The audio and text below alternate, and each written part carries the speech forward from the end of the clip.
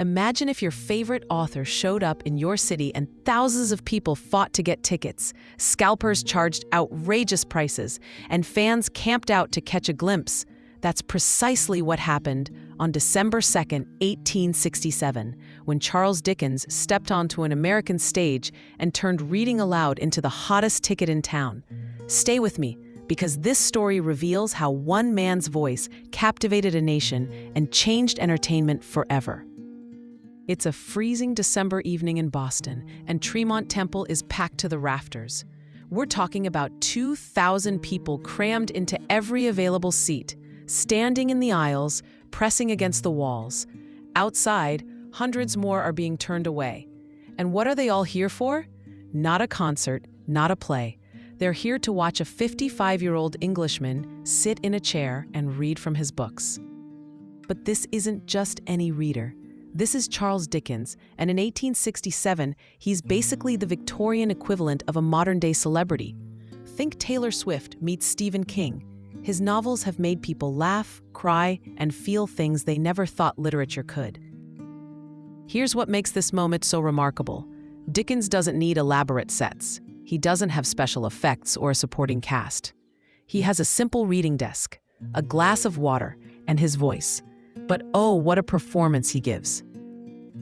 When he reads the murder scene from Oliver Twist, the audience gasps. When he performs the courtroom scene from Pickwick Papers, they roar with laughter. He doesn't just read the words, he becomes every character. His voice shifts from the squeaky tones of Tiny Tim to the menacing growl of Bill Sikes. He transforms that stage into a one-man theater. And the tickets?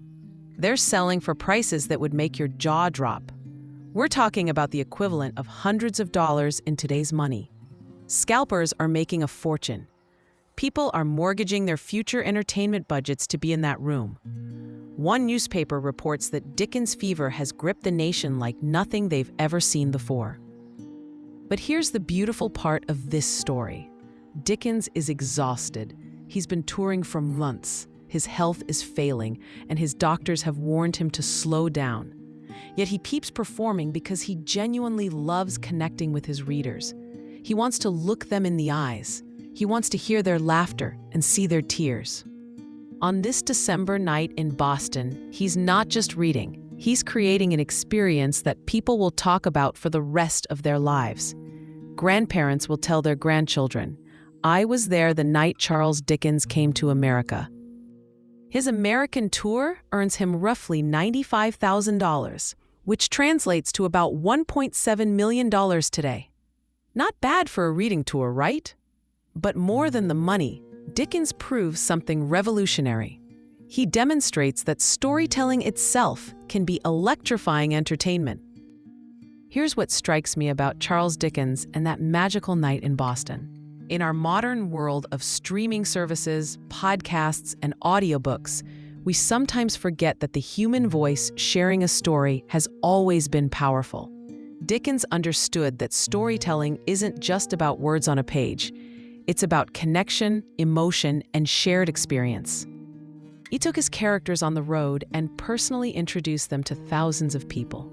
He made literature feel alive, accessible, and thrilling.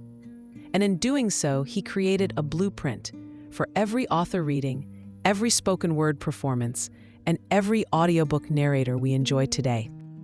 Think about the stories in your own family, the ones that get told at every gathering, the ones your grandmother tells about her childhood or your father shares about his early days. Those stories are your family's Dickens moments. They're the performances that connect generations. What stories are living inside you right now? What moments from your life deserve to be performed, to be shared, to be remembered? Maybe it's that time you took a risk that changed everything. Perhaps it's a lesson you learned the hard way. Maybe it's simply the way your hometown looked on summer evenings when you were young. Your children and grandchildren want to hear your voice telling them these stories. They want to know what made you laugh until you cried. They want to understand what scared you, what inspired you, what shaped the person you became. Don't let those stories disappear into silence. Here's my challenge to you today. Pick one story, just one, from your life. Please write it down this week. Record yourself telling it. Make it real and permanent. Because 150 years from now, someone might treasure your words the way we treasured Dickens tonight. Drop a comment below and tell me, what's one story from your life that you've been meaning to preserve?